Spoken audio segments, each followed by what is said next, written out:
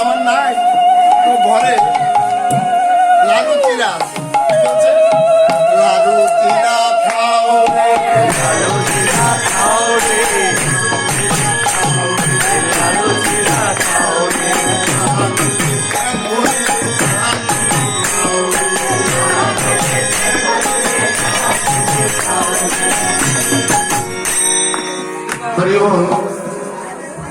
সচিবা কি বলছেন?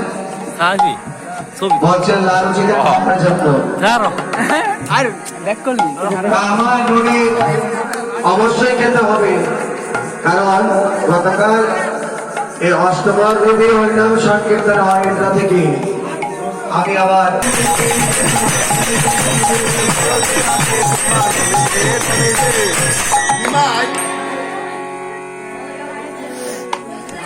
বলছে মা আমি তো খাবো না, আমি লাড়ু চিরা খাবো না। সত্যি মা তখন বলছে বাচ্চা আমার ঘরে তো খই কলা আছে, খই কলা খা। সত্যি মা বলছে খই কলা খাও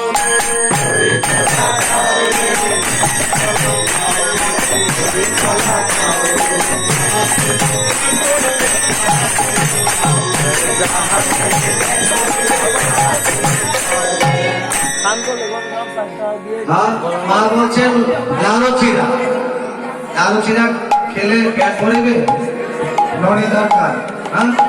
আবার বলছে খই কলা, কলা খাইলে কি হয়? আমি খই কলা খাই, আমি খই কলা খাই না, খই কলা খাই না, খই কলা খাই না।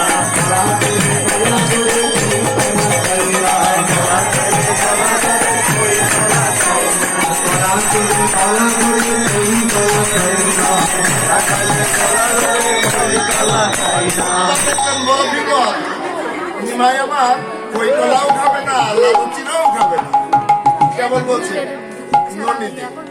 সচিমা হলো ব্রাহ্মণী, তাই নিমাইকে দেখে বলছে আমি তো নই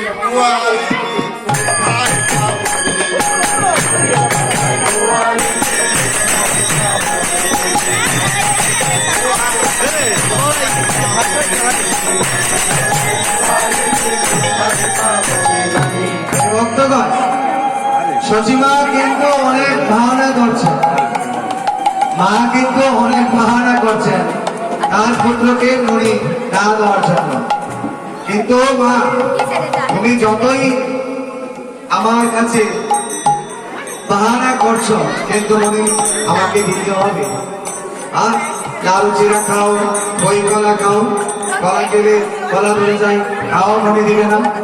তাই বলছি তুমি গোয়ালিনী না ব্রাহ্মণী সেটা কি আমার জানা প্রয়োজন আছে? হ্যাঁ, তুমি গোয়ালিনী না ব্রাহ্মণী সে কথা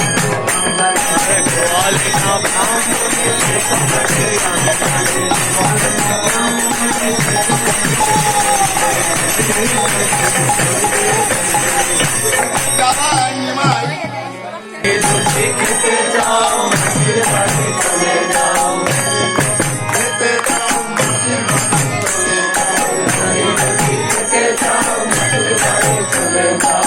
হ্যাঁ, মা বলছেন এখন মাসির বাড়ি চলে যেতে। তুমি হলে আমার মা।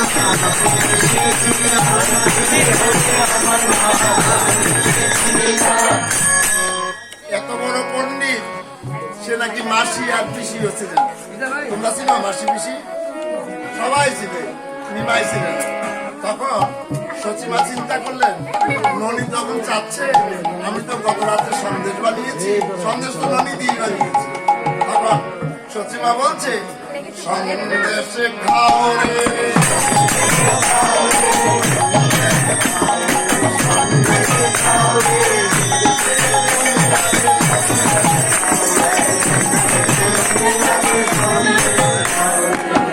দাদা, লাড়ু চিড়া খই কলা কত কিছু খাওয়াচ্ছে মা, কিন্তু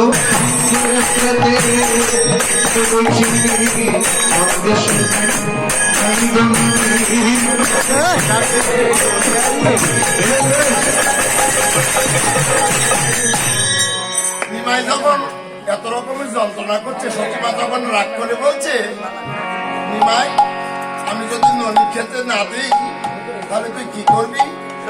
ভান্ডা বাসন ভেঙে ফেলবো। ঘরে ঘরে আপনাদের ভান্ডা বাসন আছে? আছে। ওই আমার গুরুদেব পাঠে বলে আমরা প্রসাদ ভালোবাসি, কোথায় জানেন? ভেঙে ফেলবো।